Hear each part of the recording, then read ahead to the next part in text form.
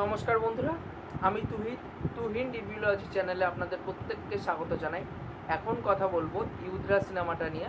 তা কালকে অ্যাকচুয়ালি এই সিনেমাটা আমি দেখে এসেছি, পরপর দুটো সিনেমা আমি হলে গিয়ে দেখে এসেছিলাম। কালকে তুম্বা রিলিজ করেছিল, সেই সিনেমাটাও দেখেছি এবং তার সাথে সাথে ইউদ্রা সিনেমাটাও দেখেছি। যেহেতু কালকে 99 করে ন্যাশনাল সিনেমা ডে ছিল এবং 99 করে টিকিটের প্রাইস ছিল, যার জন্য দুটো সিনেমা একসাথে আমি দেখেছি।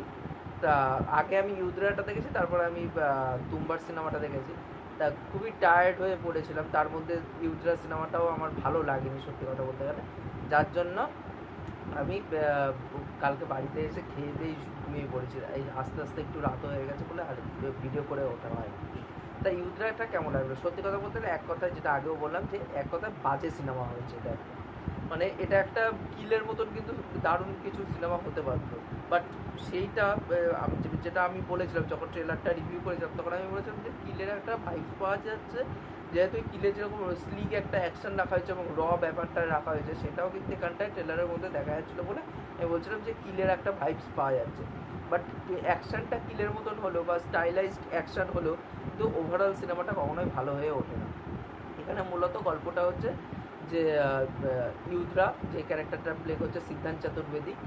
সিদ্ধান্ত চতুর্বেদী ছোটোবেলায় মা বাবা মারা যায়। তার বাবা অ্যাকচুয়ালি পুলিশের চাকরি করতো এবং সে ড্রাগ কার্টেলের বিরুদ্ধে লড়াই চালাচ্ছিল বলে তার বাবাকে সেই কারণে মরে যেতে হয়। এবং পরবর্তীকালে রাম কাপুর তাকে পিক করছে এবং পিক করার পর তাকে এই যে তার বাবার যে এই আধুরা কাজটা, মানে অর্ধেক কাজটা যে ছেড়ে চলে যেতে হয়েছে দুনিয়া ছেড়ে, তাকেই আবার এই গ্যাংয়ের মধ্যে ইনপুট করছে এবং তাকে এই ড্রাগ কার্টেলটাকে বাস্ট করতে হবে, মানে সুচে ফাল হয়ে বেরোতে হবে, এরকম একটা কনসেপ্ট নিয়ে পুরো এই সিনেমাটা। তো দেখুন এই কনসেপ্টটা কিন্তু কনসেপ্ট লেভেলে ভালো ছিল, বাট সিনেমাটা আদৌ ভালো না। এখানে যে যদি পজিটিভ দিক দিয়ে বলতে হয়, এখানটা অ্যাকশনগুলো সত্যি কথা বলতে গেলে খুবই ভালো এবং অ্যাকশন সিকোয়েন্সগুলোর ডিজাইন খুব সুন্দর করে করা হয়েছে। ক্যামেরার কাজ খুব ভালো এবং লুক অ্যান্ড ফিলটা খুব ভালো, যেহেতু এক্সেল এন্টারটেইনমেন্টের কাজ, বিভিন্ন ফরেন লোকেশনে শ্যুট হয়েছে, সেই জায়গায় ভালো লাগছে। আর তার থেকেও বড়ো কথা সিদ্ধান্ত চতুর্বেদীকে অ্যাকশানে কিন্তু খুব ভালো লাগছে।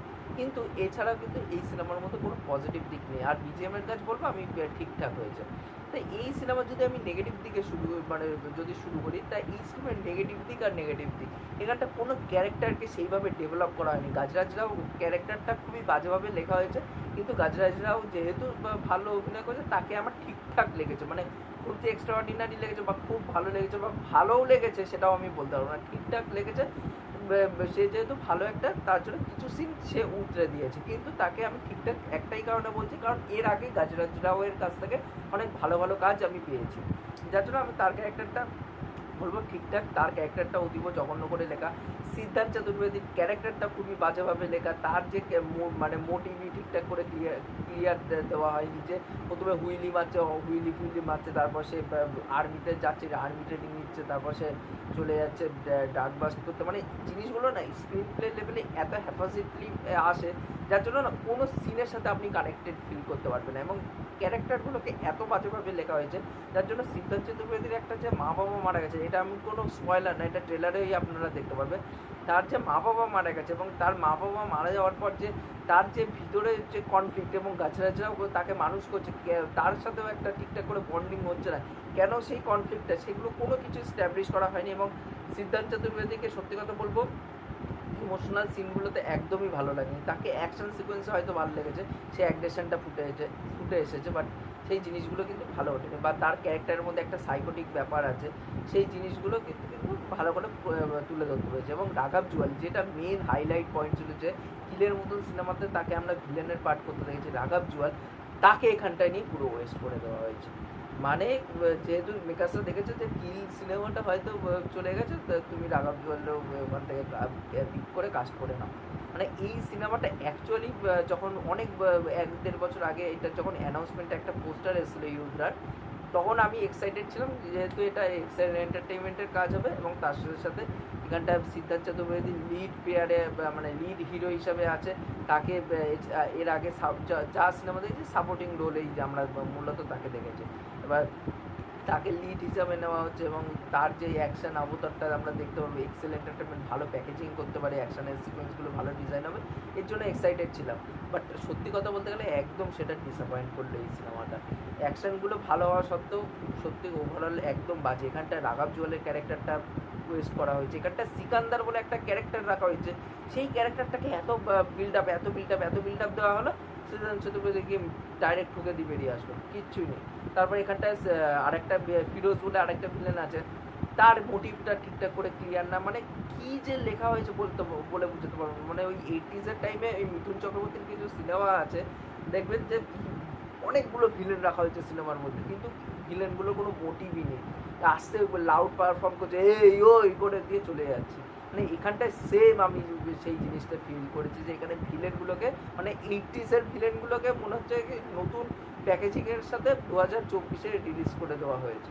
মানে এত জঘন্য এখানটা প্রত্যেকটা। আর এখানটা গান, বাপরে বাপ, এত বাজে গান, মানে এক্সেল এন্টারটেনমেন্টের বোধহয় এর থেকে বোধহয় আমার মাডগাঁও এক্সপ্রেসের গানগুলো অত ভালো লাগেনি, কিন্তু তবুও বলবো মাডগাঁও এক্সপ্রেসের এর থেকে গানগুলো ভালো ছিল। মানে এত বাজে গান। এবং এই গানটা শ্রীধর রঘুমান স্ক্রিন প্লে এবং রাইটার হিসেবে কাজ করেছে, তার কাছ থেকে এক্সপেক্ট করেছিলাম সে মানে সত্যিই খারাপ, মানে খাজা গল্প লিখেছে।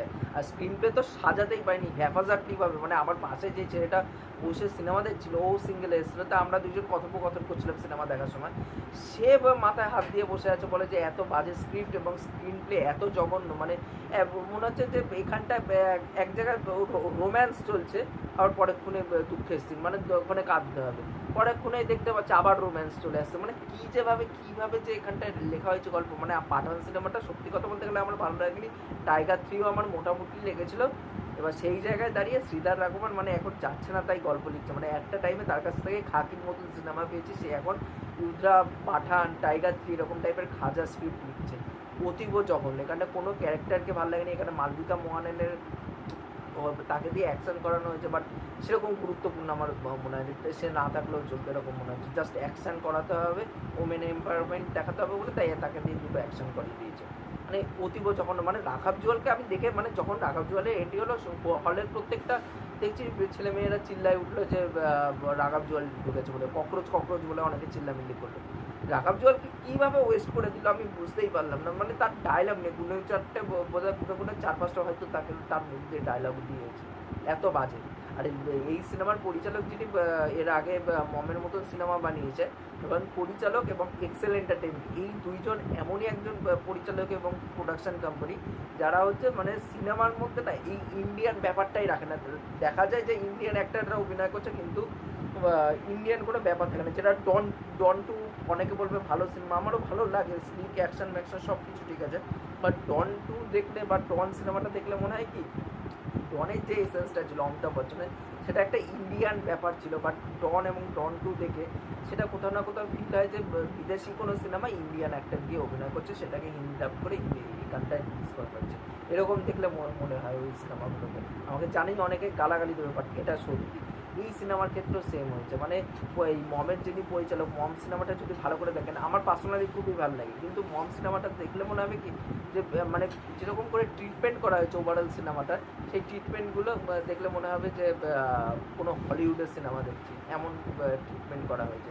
বা লোকেশ কানাগরাজের মতন পরিচালক, সে যখন একটা সিনেমার মধ্যে লিওর মধ্যে যখন একটা স্লিক অ্যাকশন রাখছে, সেটা দেখলে মনে হচ্ছে যে এটা ইন্ডিয়ান সিনেমা দেখছে, একটা বিলিভেবল ব্যাপার হয়, কিন্তু এখানটা কোনো বিলিভেবল ব্যাপারটাই নেই। এখানটা অ্যাকশনগুলোকে তো স্লিক স্টাইলাইজেশন করে দিয়েছে, কিন্তু সেটাকে ইন্ডিয়ান একটা নেচার দেওয়া হোক, সেটা কোথাও না কোথাও গিয়ে ফিল করেছে। একটা দেখুন, এক্সেল এন্টারটেনমেন্ট বরাবরই তারা ফরেনে গিয়ে শ্যুট করবে, বড় ল্যাবিশ জিনিসপত্র দেখাবে, সেখানটা ইন্ডিয়ান ছাপ থাকবে না, মনে হবে হলিউডের কোনো সিনেমা দেখছি। কিন্তু তাদের দুটো সিনেমা আমার খুবই ভালো লাগে, একটা হচ্ছে জিন্দেগি নামে লেগে দোবারা, যখন আমি কথাও বলেছিলাম ওই কথাটা আমি বলেছিলাম, বা দিল চাতা হ্যায় সিনেমাটা, তারা যখন ঘুরতে যাচ্ছে গোয়াতে হোক বা বিদেশে যখন যাচ্ছে, ফ্রান্সে ঘুরতে যাচ্ছে, তখন স্পেনে গেছিলো ওরা, স্পেনে ঘুরতে যাচ্ছে, তখন কি হচ্ছে, তখন জিনিসটা আমরা দেখতে পাচ্ছি কি যে ওটা ওখানে হওয়া সত্ত্বেও এখানটায় তো আমরা বন্ধুদের সাথে দীঘাও ঘুরে আসতে পারি, পুরীও ঘুরে আসতে পারি, সেই জিনিসটা ফিল করা যায়।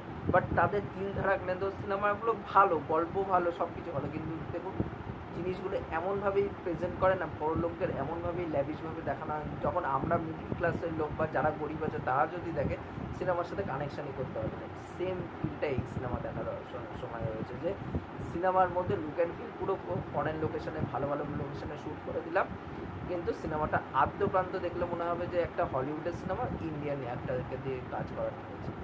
সত্যি কথা বলতে গেলে খুবই মাথা ব্যথা, মানে এই সিনেমাটা আগে দেখেছি সব থেকে ভালো হয়েছে, কারণ এরপর দুবার সিনেমাটা দেখেছি, মানে আমার এই সিনেমাটার জন্য 100 টাকা যে খরচা করেছি, সত্যি কথা বলতে গেলে মানে মানে এটাও আমার কাছে বেশি, 1 টাকা দিয়ে সিনেমাটা দেখলেও আমার কাছে বেশি বলে মনে হতো। তা ওভারঅল সিনেমাটা অতীব জঘন্য লেগেছে। দুবার সিনেমাটা একটা মাথায় পিস দিয়েছে লাস্টে ওটা দেখার পর। তা ওভারঅল ভালো লাগেনি। আপনারা কমেন্ট করে জানাবেন যে আপনাদের এই সিনেমাটা কেমন কী লেগেছে, এবং কালকে 99 যেহেতু টিকিট প্রাইস ছিল বলে তাই প্রত্যেকে হলে গিয়ে ওই যে সিনেমাটা দেখেছে। আজকের থেকে ড্রপই খেয়ে গেছে সিনেমাটা। আমি বুক মাই শো খুলে দেখছিলাম কিছুক্ষণ আগে, সিনেমার মানে 2টো 3টে 4টে এরকম করে সিট বুকিং দেখতে পাচ্ছি। তাহলে সিনেমাটা আজকের থেকে ড্রপ খাওয়া শুরু করলো, এবং এই সিনেমাটা খুব তাড়াতাড়ি বান্ডিল হয়ে সব বক্স অফিস থেকে বেরিয়ে যাবে।